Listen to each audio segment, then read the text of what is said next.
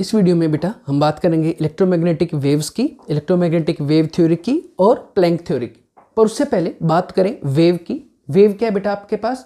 तो एक सिंपल सी तरीके से समझाने की कोशिश किए कि भाई आपके पास इस तरीके से एक सैंपल वेव बनाई जाती है जिसमें ये जो मैक्सिमम हाइट होती है इसको बेटा जी एम्पलीट्यूड बोलते हैं, ए से डिनोट करते हैं। जो मैक्सिमम हाइट है या मैक्सिमम डेप्थ, दोनों ही एम्पलीट्यूड बोल दी जाती है किसकी? वेव की। एम्पलीट्यूड पे वेव की इंटेंसिटी नाम से डिफाइन होता है, हमेशा डिपेंडेंट करती है। एम्पलीट्यूड ज़्यादा होगी वेव ज़्यादा इंटेंस होगी, एम्पलीट्यूड कम होगी तो वेव कम इंटेंस होगी। दूसरी बात भाई आपके पास ये जो मैक्सिमम हाइट होती है इसको बोलते हैं क्रेस्ट, और जो मैक्सिमम डेप्थ होती है बेटा जी इसको बोलते हैं ट्रफ। और आपके पास वेव की छोटे छोटे 3-4 डेफिनेशंस हैं, जो बेसिक टर्मिनोलॉजी हैं, उनके बेसिक डिनोशंस हैं, यूनिट हैं, उनके बारे में जल्दी से एक बार बात कर लेते हैं। जो आपको ऑलरेडी थोड़ी सी बहुत पता है, नहीं है तो एक बार देख लीजिए। सबसे पहले एम्पलीट्यूड जैसे बात हुई, defined as the height of crest और डेप्थ ऑफ ट्रफ। यूनिट आपके पास लेंथ की होगी, मीटर या सेंटीमीटर, और डिनोट किया जाएगा ए से। कुछ जगह कैपिटल ए होगा, कुछ जगह स्मॉल ए होगा, कोई इशू नहीं उस चीज का। दूसरा है वेव लेंथ। वेव है तो भाई वेव की लेंथ तो होगी, ये इसकी सबसे बड़ी कैरेक्टरिस्टिक प्रॉपर्टी है। तो वेव लेंथ हमेशा डिनोट की जाती है आपके पास लैम्डा से, LAMBDA, लैम्डा। लैम्डा डिनोट कैसे किया गया हो गया है क्या? डिस्टेंस से बताइए, एक कंप्लीट वेव की डिस्टेंस है। कंप्लीट वेव की डिस्टेंस को हम मैथमेटिकली डिफाइन करते हैं बेटा, दो कंसेक्यूटिव क्रस्ट या दो कंसेक्यूटिव ट्रफ के बीच के डिस्टेंस। जैसे ये है बेटा आपके पास दो, यहां से लेके यहां तक, ये भी एक वेव है। लेकिन कंसेप्चुअली हम ऐसे डिफाइन करते हैं कि भाई दो कंसेक्यूटिव क्रस्ट या दो कंसेक्यूटिव ट्रफ के बीच की डिस्टेंस है आपके पास वेवलेंथ। यूनिट होती है बेटा जी एंगस्ट्रॉम, नैनोमीटर और पिकोमीटर। ये बहुत इंपॉर्टेंट है, हर जगह बार बार काम आएगा बेटा। आप क्वेश्चंस करेंगे तो उसमें आप देखोगे 1 एंगस्ट्रॉम होता है 10⁻⁻10 मीटर, और बेटा एक मीटर में 100 सेंटीमीटर होती है, तो 100 से मल्टीप्लाई कर दो तो क्या बन जाएगा? 10⁻⁻8। 2 पावर घट जाएंगी, 100 से मल्टीप्लाई किया भाई। ऐसे ही नैनोमीटर 10⁻⁹, पिकोमीटर 10⁻12, और फर्मी जो बहुत रेयर यूज होगा लेकिन 10⁻15 मीटर। सेंटीमीटर के लिए हर एक में 2 जीरो घटा दो क्योंकि 100 से मल्टीप्लाई करना है। Frequency, number of wave passing through a point in 1 second, एक गिवन पर्टिकुलर यूनिट टाइम में। 1 मिनट हो सकता है, 1 सेकेंड। जैसे आपके फैंस है बेटा, वहां पे RPM होता है, रोटेशंस पर मिनट, तो हम मिनट के हिसाब से, तो डिपेंड करता है कि भाई किस चीज में आपने रेफरेंस यूनिट क्या ले रखी है टाइम की।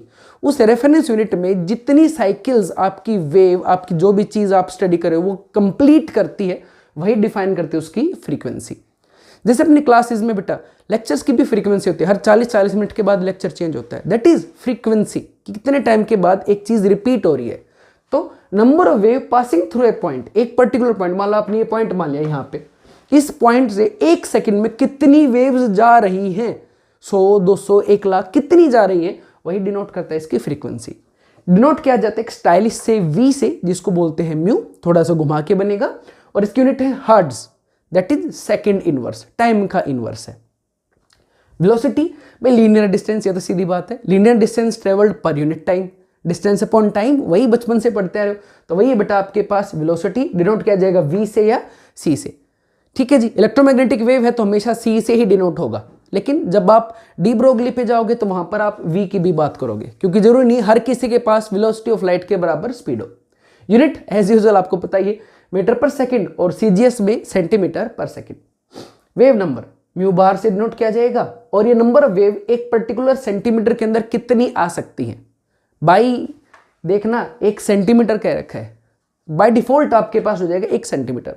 तो 1 सेंटीमीटर में कितनी वेव्स आ सकती हैं उसको बोलते हैं वेव का नंबर। मैथमेटिकली ये बिल्कुल इनवर्स है आपकी वेवलेंथ का, और यूनिट रह जाएंगे इसकी मीटर इनवर्स और सेंटीमीटर इनवर्स।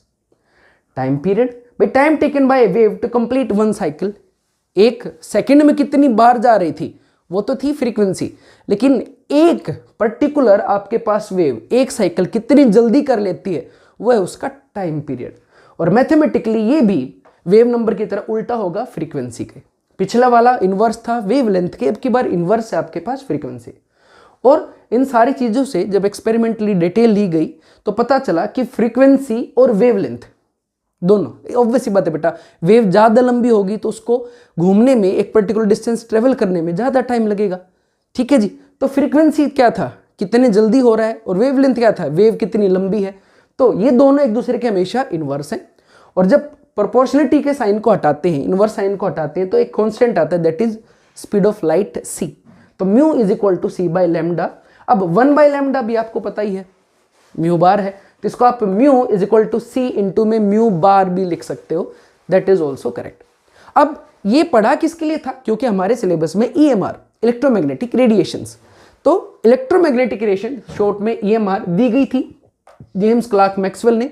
याद करो पिछली वीडियो में, ये वही भाई साहब है जिन्होंने रदरफोर्ड के मॉडल को खत्म किया था। कहा था कि भाई अगर कोई भी चार्ज पार्टिकल घूमेगा तो पक्का एनर्जी लूज करेगा, और लूज करके एक स्पाइरल पाथ लेके और फाइनली न्यूक्लियस के अंदर, हाँ जी, एनिहिलेट हो जाएगा।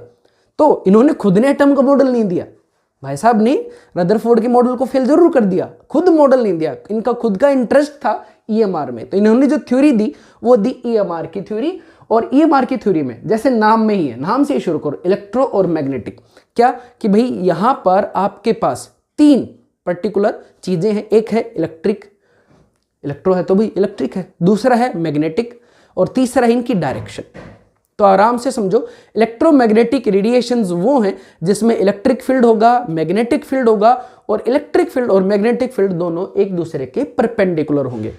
तीसरी चीज, इलेक्ट्रिक फील्ड और मैग्नेटिक फील्ड दोनों तो है ही है, इलेक्ट्रिक और मैग्नेटिक फील्ड के परपेंडिकुलर रहेगी डायरेक्शन ऑफ प्रोपोगेशन। समझो इस चीज को, जैसे कि बेटा जी आपके पास देखो, ये रेड मार्कर जो है आपके पास दिखाई दे रहा होगा, रेड मार्कर आपके पास मैग्नेटिक फील्ड है, ब्लैक वाला मार्कर आपके पास इलेक्ट्रिक फील्ड है, तो दोनों परपेंडिकुलर है। और ये जो वेव है, जो जिसके दोनों कंपोनेंट परपेंडिकुलर है, ये जाएगी किस तरफ, आपकी तरफ। ठीक है जी, इसकी मूवमेंट होगी आपकी तरफ। तो ये इस तरीके से वेव होगी कि ये दोनों परपेंडिकुलर होंगे, ये मूव आपकी तरफ करेगी। ठीक है जी, ये है डायरेक्शन ऑफ प्रोपोगेशन। तो ये था इसका पहला पॉइंट, किसका बेटा, इलेक्ट्रोमैग्नेटिक रेडिएशंस का। दूसरा, electromagnetic radiations have wave nature. Wave की प्रॉपर्टी है जो हम पहले से पढ़ के आए, वेवलेंथ होगी भाई, टाइम पीरियड होगा, फ्रीक्वेंसी होगी, और ये स्पीड ऑफ लाइट के साथ हमेशा मूव करती हैं। कितनी है स्पीड ऑफ लाइट, बहुत ज्यादा है, 3 lakh kilometre per second, 3 lakh kilometre per second है आपके पास speed of light, that is 3 × 10⁸ metre per second. किसमें बेटा जी, SI में। इनको मूव करने के लिए किसी मीडियम की जरूरत नहीं होती, स्पेस में, मतलब वैक्यूम में भी आराम से जा सकती है। जैसे वाटर वेव्स है, आपने पत्थर मार के देखा होगा, उसको एक लेयर दूसरी दूसरी तीसरी को, साउंड वेव्स आप सुन पा रहे हो, इन सब को ट्रेवल करने के लिए, इन वेव्स को ट्रेवल करने के लिए हमेशा एक मीडियम की जरूरत होती है, लेकिन EMR को नहीं जरूरत होती बेटा। emitted continuously, these EMRs are emitted continuously from the source। Source क्या क्या हो सकते हैं, आपकी ट्यूब हो सकती है, आपका बल्ब हो सकता है, एक फिलामेंट हो सकता है कोई भी, जैसे पुराने बल्ब्स में होते थे ना बेटा जी, पुराने वाले इनकैंडेसेंट बल्ब में थे, कोई रोड हो सकती है हीटेड, उनसे जब भी निकलती है रेडिएशंस, जैसे सन है ना भाई, सन भी क्या है, फिलामेंट की तरह, या फिर आप एक हीटेड रोड की तरह ही है, वो काफी ज्यादा रेडिएशन दे रहा है। तो जिस भी सोर्स से निकलती है, चाहे आपका बल्ब और चाहे सन हो, उससे उसने कहा कि ये हमेशा कॉन्टिन्यूसली निकलती है, हमेशा रेगुलरली निकलती है, in the form of rays, radiations, radiations के फॉर्म में निकलती है, इसलिए इनको इलेक्ट्रोमैग्नेटिक रेडिएशंस नाम दिया गया। और जो एनर्जी ये देंगे उस एनर्जी को नाम दिया गया रेडिएंट एनर्जी। कौन कौन सी थी ये भाई, cosmic, gamma, x ray, ultraviolet, visible, infrared, microwave और रेडियो वेव। हम आपको पता ही बेटा, हमें सिर्फ और सिर्फ विजिबल रीजन, जो कौन सा है बेटा आपके पास, विबग्योर है। कौन है बेटा जो विबग्योर है, कौन सा, violet, indigo, blue, green, yellow, orange और रेड। जो बेसिकली वेवलेंथ इसकी है, वॉयलेट की 380 है, तो रेड आपके पास ऑलमोस्ट 760 नैनोमीटर पे खत्म हो जाता है। तो 380 to 760 विजिबल, ये है जो हमें दिखता है, जिसकी वजह से हमें कलर्स दिखते हैं। तो यहां से एक बात हमेशा कही गई है, हमेशा कही जाती है, कलर्स भी इलेक्ट्रोमैग्नेटिक रेडिएशंस हैं, एक फॉर्म ऑफ एनर्जी है। रेडिएशन है तो एनर्जी तो होगी क्योंकि फ्रीक्वेंसी है, क्योंकि एनर्जी है।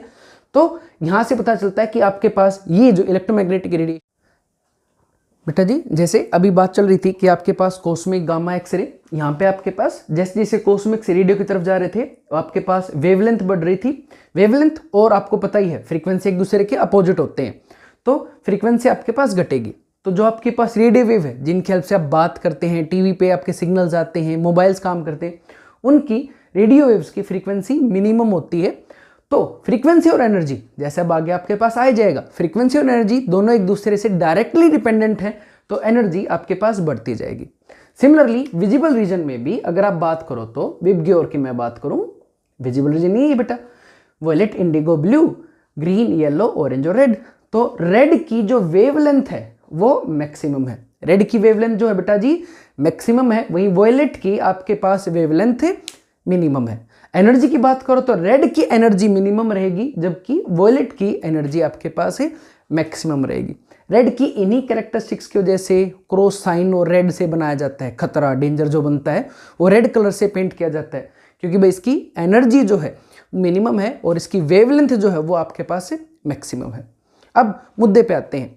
तो भाई अब के पास हुई थी अब तक सिर्फ और सिर्फ कौन सी थ्योरी हुई थी? हाँ जी, जस्ट अभी अभी की थी आपने, हाँ जी, मैक्सवेल की थ्योरी। मैक्सवेल की थ्योरी में कमी थी और वही दूर किसने की? मैक्स प्लैंक ने, और उन्होंने खुद की थ्योरी दी। मैक्सवेल की थ्योरी में क्या कमी थी? मैक्सवेल ब्लैक बॉडी रेडिएशन और फोटो इलेक्ट्रिक इफेक्ट को नहीं समझा पा रहे थे। क्यों नहीं समझा पा रहे थे? इसलिए क्योंकि वो मान के चल रहे थे कि जो रेडिएशंस है ना बेटा जी वो आपके पास कॉन्टिन्यूअस है। तो अगर रेडिएशन आपके पास कॉन्टिन्यूअस है तो वो इन दोनों फिनोमिनन को एक्सप्लेन नहीं कर पाएंगे। इसलिए प्लैंक ने फिर अपनी खुद की एक थ्योरी दी जिसमें उन्होंने ईएमआर की जो सारी बातें थी, ये जो ईएमआर है बेटा, इनके जो सारे पॉइंट थे वो तो माने, सारे के सारे मान लिए कि भाई ये इलेक्ट्रिक फील्ड रखती है, मैग्नेटिक फील्ड रखती है, इलेक्ट्रिक और मैग्नेटिक फील्ड दोनों के परपेंडिकुलर हैं और डायरेक्शन प्रोपोगेशन इन दोनों की क्या रहेगी भाई? परपेंडिकुलर रहेगी। सारी चीजें मानी, वेलोसिटी ऑफ लाइट के साथ मूव करती हैं। बस आखिरी पॉइंट को छोड़ के क्या कहा? इन्होंने कहा कि भाई रेडिएंट एनर्जी जो एमिट होगी या एब्जॉर्ब होगी वो हमेशा डिसकंटिन्यूअस होगी, और वो जो डिसकंटिन्यूटी है वो हमेशा पैकेट्स की फॉर्म में रहेगी, और वो जो पैकेट्स हैं उनका नाम दिया उसने क्वांटम। इंटीग्रल पैकेट्स जो थे, एग्जैक्ट एनर्जी के जो पैकेट थे उनका नाम दिया उसने क्वांटम। और वही पैकेट अगर लाइट के हों तो उनको नाम दे दिया उसने फोटोन। तो कहा भी लाइट अगर लाइट की फॉर्म में, सॉरी रेडिएशंस अगर लाइट की फॉर्म में आई तो उनको फोटोन्स बोल देंगे, और रेडिएशन अगर आपके पास एनर्जी की फॉर्म में आ रही है, एनर्जी एमिट कर रही है, एब्जॉर्ब कर रही है, तो उनको बोल देंगे क्वांटम।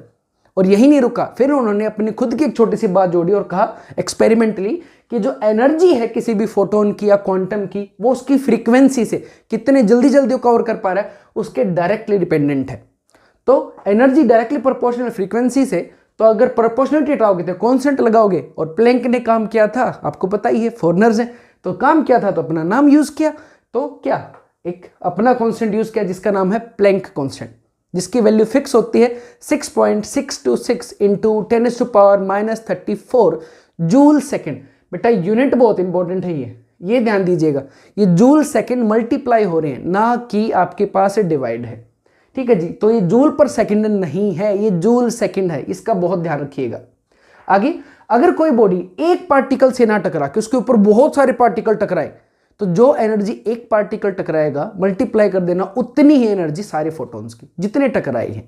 तो इसी चीज को उन्होंने कैसे डिनोट किया? कहा if a body got struck by multiple photons, let n मान लिया, then the energy will be e becomes equal to not h mu बल्कि एन एच म्यू।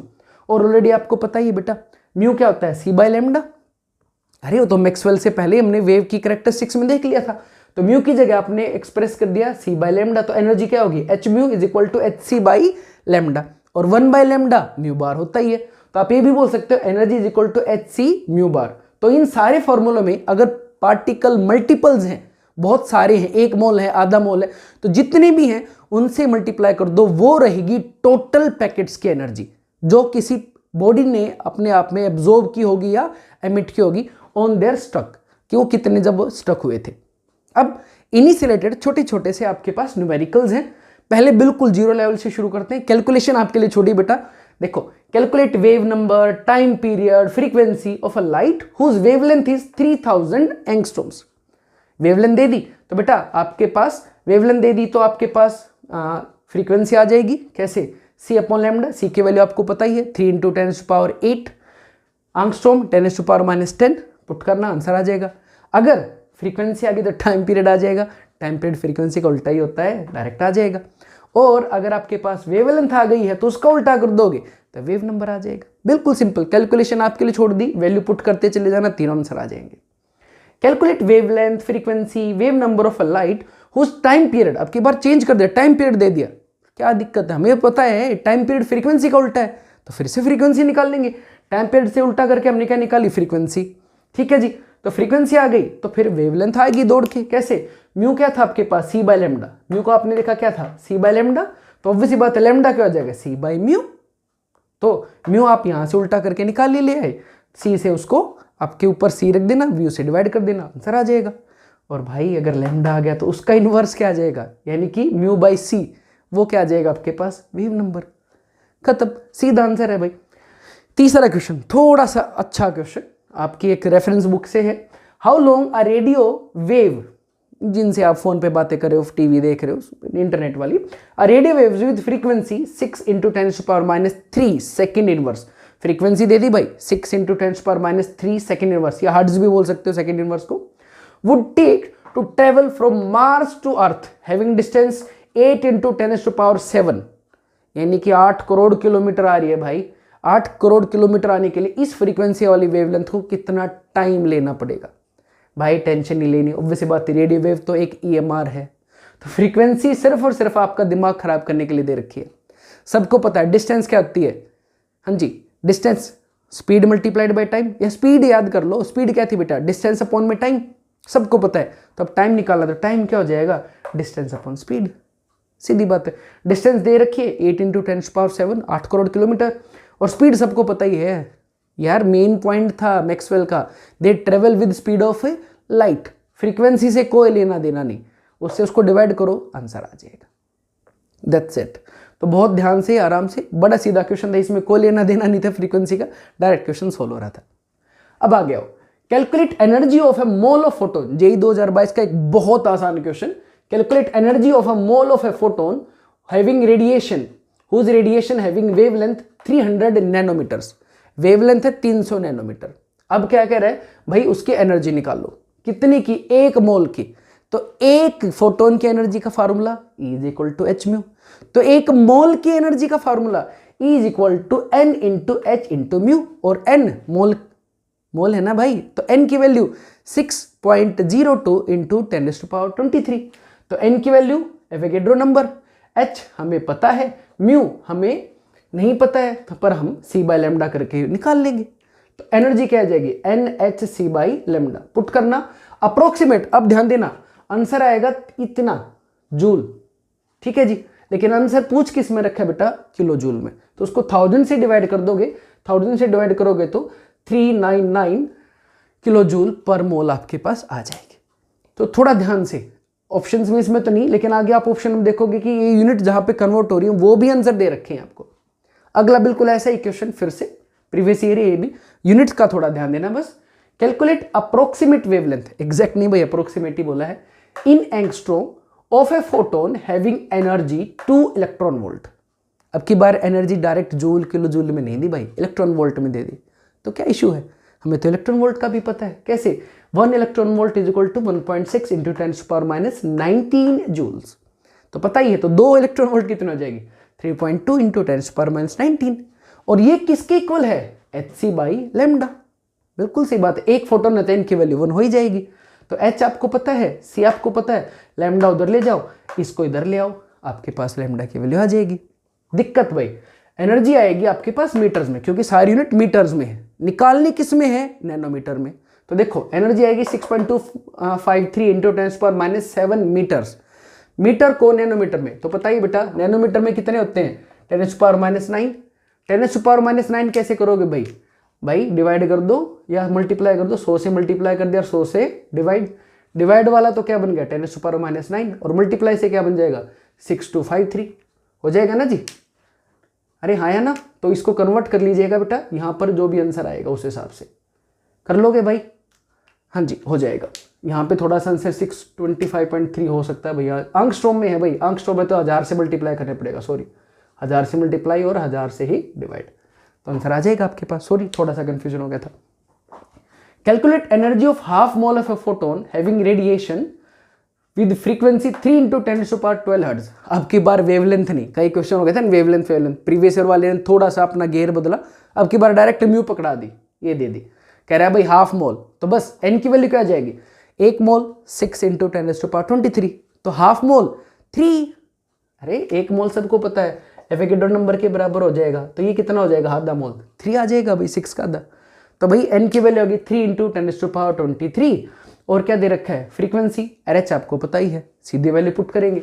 ध्यान देना ये एनर्जी आएगी बेटा आपके पास जूल्स में, ये एनर्जी किस में आएगी, जूल में। पूछ किस में रखा, किलो जूल में।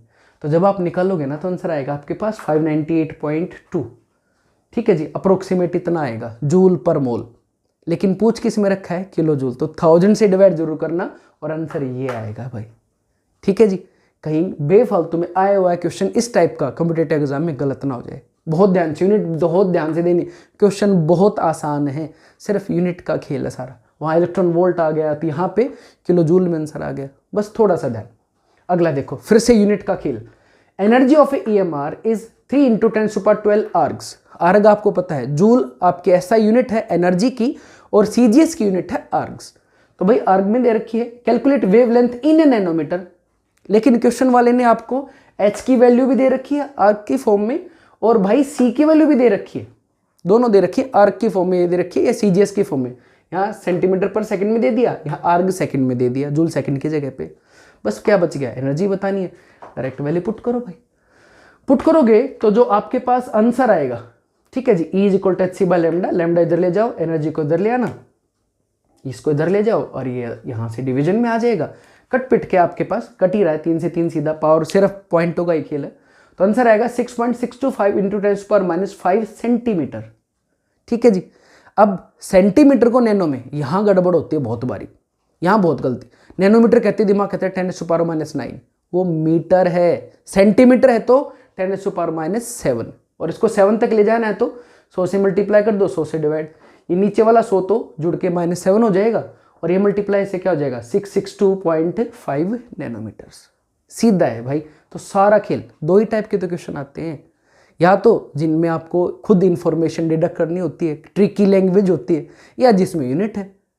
क्वेश्चन डिफिकल्ट नहीं आते, सारे प्रीवियस ईयर्स हैं भाई, सारे।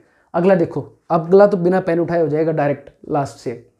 Wavelength of 2 photons are 2000 angstrom and 4000 angstrom respectively. Calculate ratio of energies. Energies का रेशियो निकालना है, कितना होगा, 1:4 होगा या 4:1 होगा या 1:2 होगा या 2:1 होगा। अरे बिना पेन उठाए हो जाएगा। कैसे, आपको पता है एनर्जी फ्रीक्वेंसी के डायरेक्टली प्रोपोर्शनल है, वहीं ये देखो ये रहा, वहीं वेवलेंथ के इनवर्स है। फिर भी मैथमेटिकल चाहिए तो E1 क्या हो जाएगा, hc/λ1, E2 क्या हो जाएगा, hc/λ2, दोनों का रेशियो ले लो, hc से hc कट जाएगा, λ2 ऊपर जाएगा, λ1 नीचे। λ2 कितना था 4000, λ1 कितना था 2000 एंगस्ट्रॉम, भाई कट गया और आंसर क्या आ गया 2:1। ऐसे ही न्यूमेरिकल्स अभी और करते हैं इसी कंसेप्ट के, एक बार इनको प्लीज नोट डाउन कीजिए।